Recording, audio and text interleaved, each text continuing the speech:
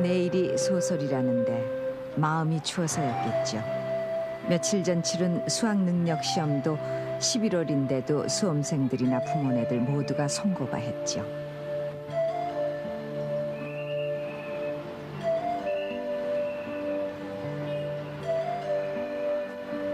얼마 전 하버드 대학을 우등으로 졸업한 어느 청년이 다녔다는 고등학교로 돈 있는 집 아이들이 유학을 가려고 법석을 부린다는 소문도 어찌 보면 그 부모네들의 배움에 대한 허함과 그 오랜 추위 탓으로 돌릴 수도 있겠죠.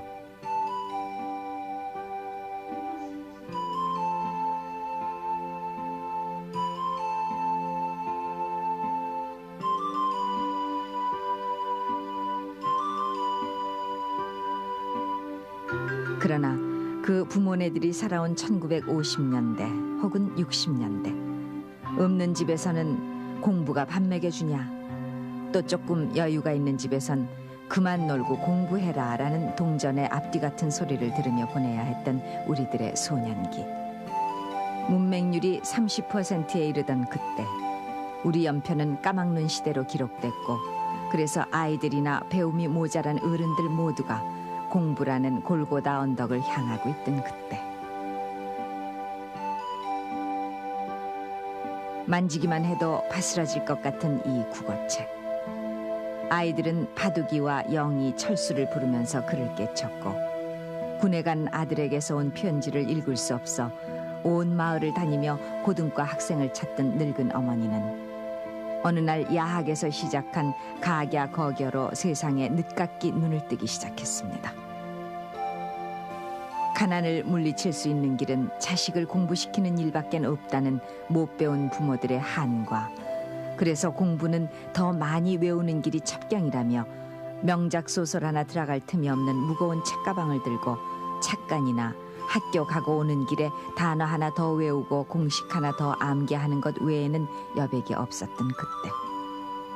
그래서 우리들 사춘기는 검은 교복에 에워싸인 채 정지됐고, 삼라만상의 모든 것을 달달 외우면서 우리의 맹세니 혁명 공약이니 국민교육 헌장이니 하는 것까지도 그 까까머리 상고머리 속에서 언제든 뛰쳐나올 수 있어야 했던 그때.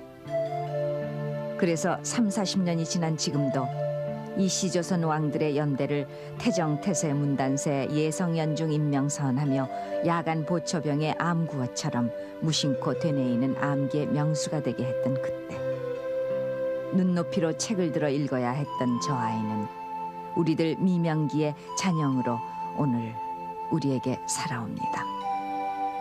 그때를 아십니까?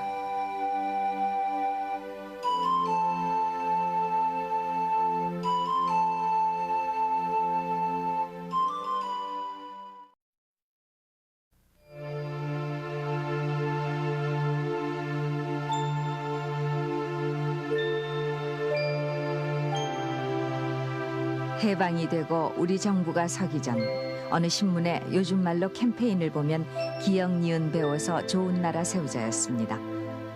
이 신문을 따라 읽으면 경기도에서만 전체 도민의 40%가 글을 깨쳐 전 인구의 65%가 암흑에서 광명을 찾았다고 쓰고 있습니다. 그리고 1948년 5월 이른바 UN 감시하에 첫 국회의원 선거가 실시됩니다.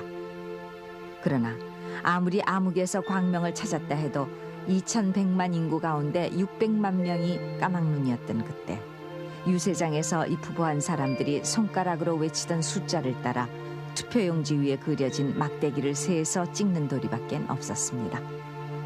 그 막대 기호가 실린 투표용지와 선거 포스터는 20년 전까지도 우리 모두를 문맹자로 매도해버렸습니다. 1947년 어느 날 신문은 서울의 국민학교 졸업생 13,000명 가운데 절반인 6,500명만 상급학교에 진학했다고 전합니다.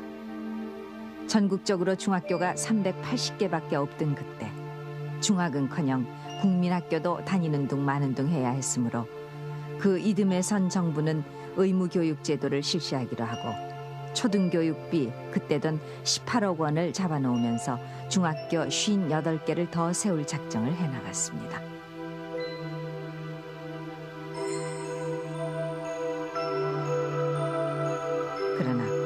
전쟁은 대바람에 그 모든 작정과 기대를 앗아갔습니다. 몇 자 깨우쳤던 각야거겨도 전쟁통에 다시 까맣게 보였고 국군이 어디로 진격한다라는 삐라조차 읽기보다 들어서 알아야 했던 그때, 피난수도 부산이나 수복지구 도해지에서는 책걸상도 없는 맨땅 노천교실에서 우리들은 바두가 영희야 철수야로 시작되는 낡은 교과서로부터 책 읽기를 시작해야 했습니다. 책이라야 지금의 화장지만도 못한 그때 얘기로 똥종이었는데, 그나마 우리 손으로 책을 찍을 수 없어 책 뒷표지에는 더러 미 합중국 정부의 원조 운운하는 글귀가 덧붙여지기도 했습니다. 그런가 하면 전쟁통에 급히 펴낸 탓이라며 책을 각자 제대로 꿰매 써달라는 주문이 있는가 하면 책 맨 뒷장에는 우리는 대한민국의 아들딸 죽음으로써 나라를 지키자로 시작되는 3가지의 우리의 맹세가 어느 책에건 쪽져 있었습니다. 그것이 이제는 내리막 삶의 길에 들어선 중장년들로 하여금 그 청춘을 지금은 사라진 광화문 내거리 아주탑의 구호처럼 살아오게 한 연원이었죠.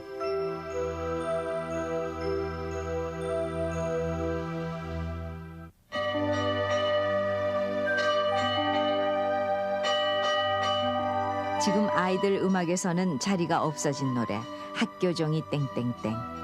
그 학교종이 수업 시작을 알리면 선생님은 언제나 어제 배운 거 다 외웠냐라며 화두를 던집니다.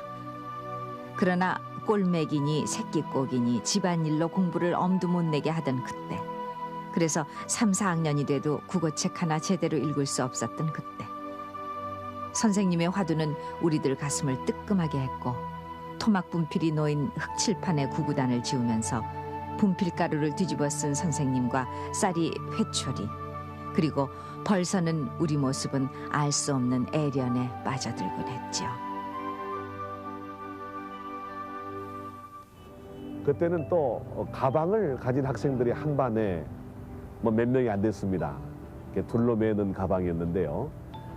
저희들 같은 경우는 이제 까만 천에다가 물을 들입니다. 그래서 그걸 책보라고 그러죠. 이게 전부 이제 이 등에다 이게 둘러 매고 이 책보를 그렇게 해서 책을 싸가지고 다녔었고요. 그때는 그 옷 한 벌 가지고 뭐 4, 5년씩 입었어요. 그러다 보니까 옷을 맞는 옷을 입히면은 금방 이렇게 몸이들이 크니까, 그게 이제 어머니가 시장에 가서 옷을 사주시면 이렇게 두루마기처럼 큰 걸 사주십니다. 그래야만 이제 4, 5년 또 입을 수 있고, 또 그 옷이 떨어지면 또 기어서 입을 수도 있고 해서, 그때 보면은 뭐 등이 나온 학생들, 그 다음에 너무 큰 옷을 입은 학생들, 그 사진 보면 지금 참 재밌는 그러한 그 풍경이 아니었던가 생각을 합니다.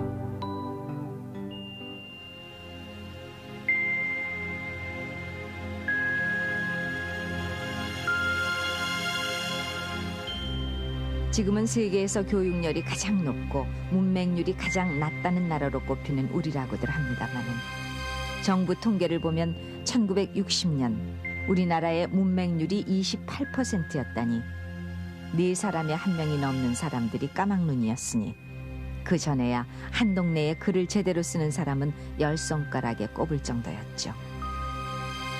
전쟁은 끝났다곤 하지만은 군에 간 아들을 둔 늙은 어머니는 아들에게서 온 편지를 들고 혹 무슨 탈이라도 난 것이 아닌가 하며 온 동네를 다니며 고등과 학생을 찾아다녔습니다. 그 고등과 학생은 반갑지 않은 내용은 그저 속으로 삼키고 무사하다는 얘기를 만들어 전해주면은 그 어머니는 이내 편지를 대신 쓰게 했습니다.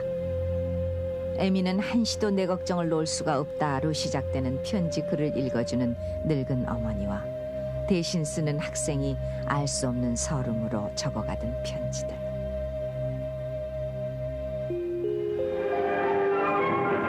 정부에서는 지난해 12월부터 금년 4월까지 5달 동안을 문맹교육기간으로 설정, 본격적인 운동을 전개하고 있는데, 지난 13일에는 문맹교육봉사단 결단대회가 열렸습니다.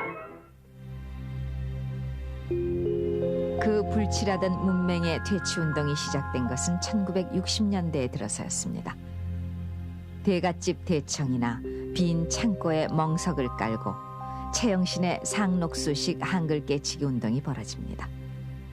면소 사람이 낫을 놓고 이것이 기역자요라던 낫 놓고 기역자 야학이 시작되면 시어머니와 며느리가 한 입이 돼 따라 읽던 가갸 거겨. 소록도를 찾아가던 하나운이 어느 처마 밑에서 개구리 울음소리에 서러워지었다는 가갸 거겨. 그 시를 읽고 노천명을 울리게 했다는 그 개구리 울음 같은 가갸 거겨는 바둑이 철수 영희와 함께 애어른의 까막눈을 한둘씩 눈뜨겠습니다. 이와 함께 그때 서울 나기들이 너도나도 나서던 대학생들의 농촌 계몽운동도 농촌의 문맹 퇴치에 큰 몫을 했습니다.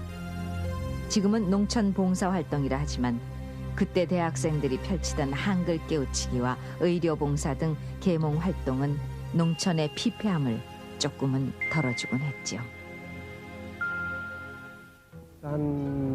이제 많이 나올 때는 뭐 한 30명 그냥 그 호롱불을 켠 조그만 사랑방이 빽빽할 정도고 그냥 땀내가 물씬 나고 발꼬락내도 나고 이런 상황이고 또 적게는 한 10대 명씩 이렇게도 오기도 하고 하는데 도시에서 교육받은 사람이 또 자기들한테 이렇게 전달한다 하는 그것 때문에 이렇게 대학생들이 가면 또 이렇게 적극적으로 모여드는 요즘하고 다릅니다. 그때 분위기는 대학생이 가서 이렇게 농촌에서 뭘 한다 하면은 그렇게 이렇게 뭐 부러운 존재라는 그런 인식도 있겠지만은 저 사람이 도시에 나가서 배운 것을 우리한테 전달한다.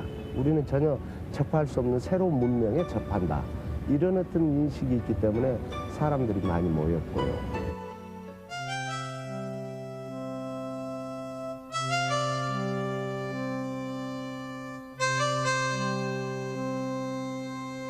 (40년) 전인 1954년 봄, 이 신문은 시골 학생이 부형과 함께 서울에 와 며칠 묵으며 입학시험만 치르는데 쌀 8가마 값이 들고 입학금은 10만 환이나 돼서 결국 농촌에서 자식 하나 상급 학교에 보내려면은 우선은 쌀 40가마가 필요하다고 전합니다. 요즘 돈으로 셈하면 500만 원이나 되던 그때 쌀은 예나 제나 우리들의 심장 같은 것이어서 아이 진학을 위해 쌀 40가마를 내면 집안 뿌리가 흔들릴 수밖에 없었고, 그래서 중학 진학을 이미 포기한 아버지는 아이 머리가 아까우니 중학을 보내자던 선생님의 설득 앞에 늘 자괴 어린 한숨을 내뱉곤 했습니다. 나중에 어떻게 될 값에라며 모든 것을 아이 공부를 위해 희생시키기로 작정한 아버지를 따라 아이가 서울로 가던 날, 같은 또래 아이들은 사립안에 몸을 감추고 부러움에 눈물을 찍어내기도 했지요.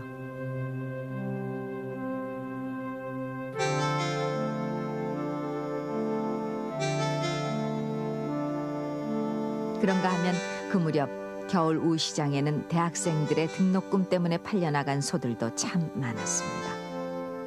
정지용이 해살피 금빛 게으른 울음 운다고 하던 고향의 황소. 팔릴 신세인 줄 알리 있었겠습니까마는 그래서 대학을 우리는 우골탑이라 부르기 시작했습니다.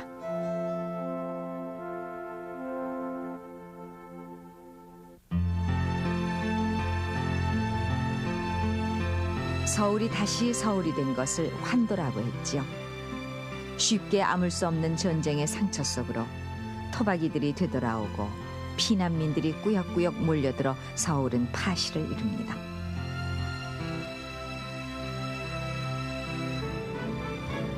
폐허가 돼버린 경복궁, 쌀가마 내고 소판 돈으로 청운의 꿈을 펼치리라 하던 학생들이 환도된 서울에서 벌인 첫 행사는 전쟁통에 무성하게 자란 경복궁의 잡초를 뜯어내는 일이었습니다. 그런가 하면 1955년 3월의 이 모습, 국부 이승만 대통령 80회 생신을 축하한다며 군인들 틈에 섞여 행사를 벌여야 했던 학생들. 40년 전의 일이니 지금은 환갑을 바라보고 있을 이 학생들. 북진통일 시민 총걸기대회 따위의 행사가 열리면 출석표까지 제출해야 했던 그때 우리는 죽음으로써 나라를 지키자라며 우리의 맹세를 성동원두라고 곧잘 쓰이던 서울 운동장이 떠나라고 복창했으며 무슨 강조기관이 왜 그렇게 많든지 한 해에도 몇 차례 벌어지는 교통안전 강조기관을 위한 중고생 대항 가장행렬 대회 같은 데도 어김없이 참가해야 했습니다. 그러나 행사마다 비록 동원된 모습이었지만 그때 학생복은 정말 뽐낼만 했죠. 교복 칼라가 구겨지지 말라고 목둘레에 하얀 뿔테를 둘렀고 여학생들은 풀먹인 하얀 칼라가 구겨질세라 조심스레 요즘 말로 목과 어깨에 힘을 주며 걸어야 했습니다.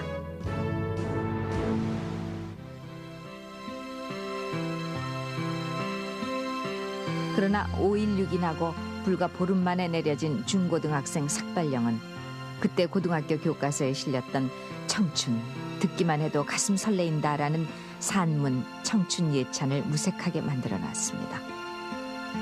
남학생 머리는 바리깡으로 깎여 나갔고 여학생 역시 머리를 조금만 멋스럽게 길러도 말광량이 일본식 발음인 후라빠로 불량소녀 취급을 받아야 하는 그 오랜 금도의 세월을 만들어놨습니다.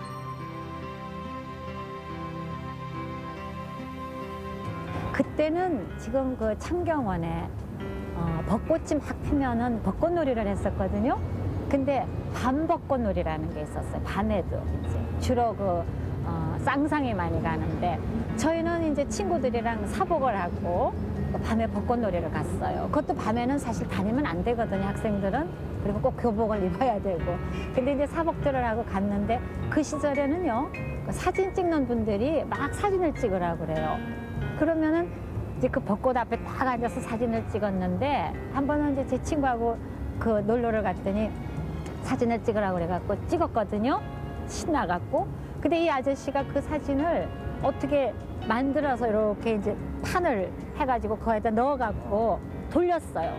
그래서 그 이튿날 그냥 호출을 딱 돼갖고 친구하고 저하고 그러면 증거가 있으니까 거짓말도 못하잖아요.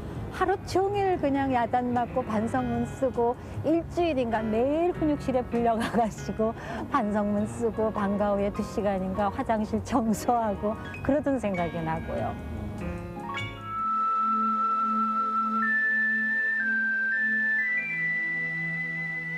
1957년 서울대 57학번들의 입학식 모습입니다. 지금은 여기저기서 지도급 인사로 또는 어린 손주들 재롱 속에 살아가는 이들이 그때 단발머리 모습으로 부푼 꿈을 가누지 못할 때입니다.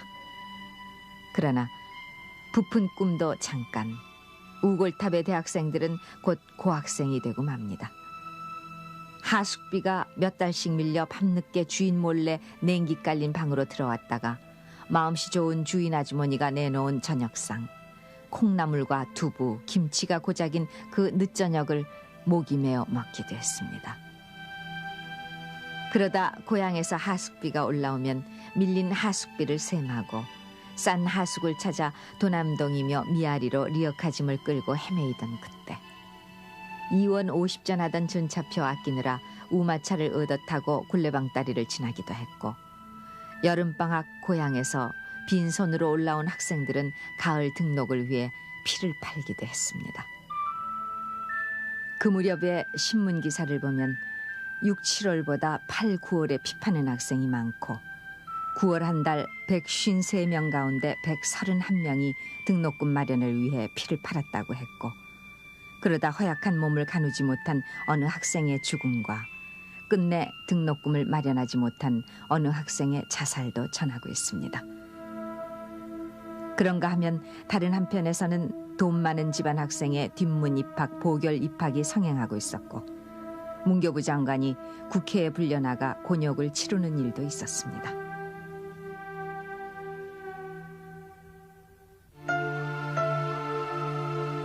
해방되던 해 2,300개였던 국민학교는 1950년에 3,000개, 1953년에 4,000개, 1960년에 5,000개로 늘어났지만 늘어가는 아이들 때문에 국민학교 한반 정원을 80명도 넘게 해놓고서도 1, 2학년은 3부제, 3, 4학년은 2부제 수업을 좀채 면할 수가 없었던 그때 좁은 문을 뚫기 위한 인류병 경쟁은 중학교 입시 때부터 극심극성스러웠습니다. 1965년에 이른바 무즙 파동은 그 인류병에다 치맛바람 모성 과잉이 얽혀진 사건이었죠. 그때 머리 좋고 내노라 하는 집안 아이들이 몰린다는 경기중학시험에 무즙으로도 엿을 만들 수 있다라고 쓴 학생들이 떨어졌고 학부모들이 교장실에 몰려가서 급기야는 재판이 벌어졌습니다. 결국 불합격생 39명이 재판 끝에 경기중학에 입학하게 된 이 파동은 경기중고와 서울대학, 이른바 KS라인이 인류 인생과 2, 3류 인생을 판가름 낸다며 12살 아이들로 하여금 6학년 과정을 또다시 달달 외우게 하는 재수생으로 만들게 했습니다. 공부라야 요즘이라고 크게 달라졌겠습니까마는 이른바 주입식 공부였고 외움투성이었습니다.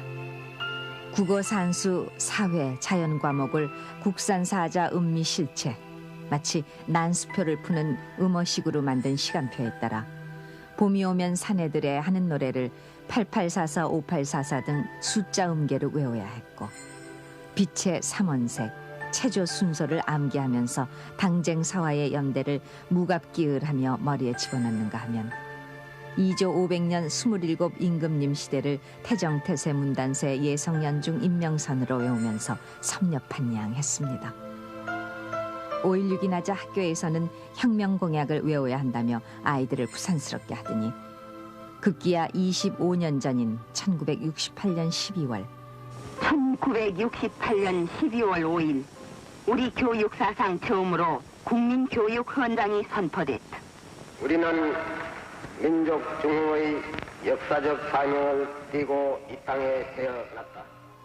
우리는 민족 중흥의 역사적 사명을 띠고 이 땅에 태어났다로 시작되는 국민교육헌장이 선포되면서 이를 외워야 하는 아이들이 등하굣길에서도 끝말인 대통령 박정희까지 암송하는 진풍경이 벌어지곤 했습니다. 그 국민교육헌장을 외워야만 학교에서 급식하는 옥수수빵을 먹을 수 있었기 때문입니다.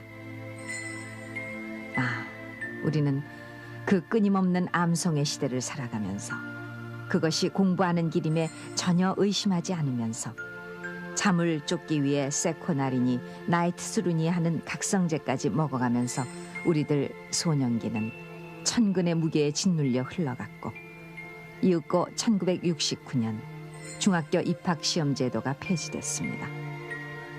그러나 그것은 해방이 아니라 새로운 시험의 시작이었죠. 바로 이른바 뺑뺑이 세대의 출현이었습니다. 어느 날 학교를 갔더니 담임 선생님이 그런 말씀을 하신 거예요. 너희들은 이제 시험 안 보고 중학교 가게 됐다 그런 말씀을 하시더라고요. 그래서 그때 들었던 기분에 갑자기 가슴이 울렁거리면서 굉장히 좋았어요. 그러니까 여기저기서 이제 그 친구들 애들 참여해갖고 그냥 와 하면서 이제 함성을 터뜨리고 그렇게 해갖고 굉장히 그 기분이 들뜨고 그랬었습니다. 막상 이제 추첨을 할 때 그때는 그 요새 하던 그 주택국권식의 무슨 원통 같은 걸 그때 돌렸었던 것 같습니다. 그래서 그때 기분에 이제 그걸 딱 봤을 때 느끼는 느낌이 야 이거 그래도 나한테 중학교 가는 거는 굉장히 중요한 일이고 일생에 있어서 굉장히 그 획기적인 그 변화인데 이거를 그냥 뭐 은행을 하나 똑 떨어지면 야 이게 너 갈 때다 이렇게 얘기하니까 굉장히 아쉽고 또 한편으로는 이제 너무 쉽게 끝난다 하는 생각도 들고.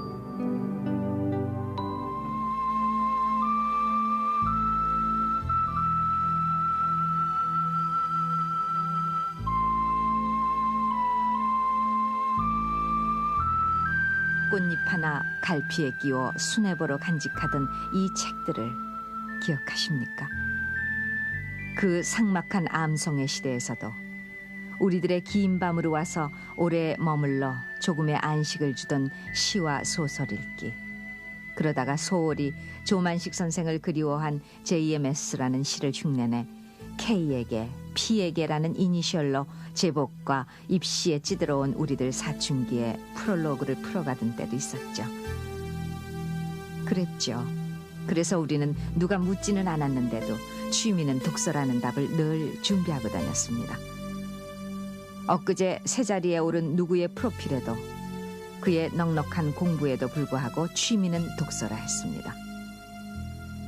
태정태세 문단세를 주문처럼 외웠고 그리고 콘사이스의 깨알 같은 단어를 삼키듯 암기하면서 취미를 독서라고 해야 했던 그때 소년들의 아이들이 엊그제 치른 수능 시험에 나온 내 마음 아실리, 내 혼자 마음 날같이 아실리, 그래도 어디나 계실량이면 하는 문제가 아이들 손을 곱게 하고 있었습니다. 그래서 지금은 극락왕생하실 성철 큰 스님의 책을 읽지 말라던 나무람이 곰곰 되새겨지는 밤입니다.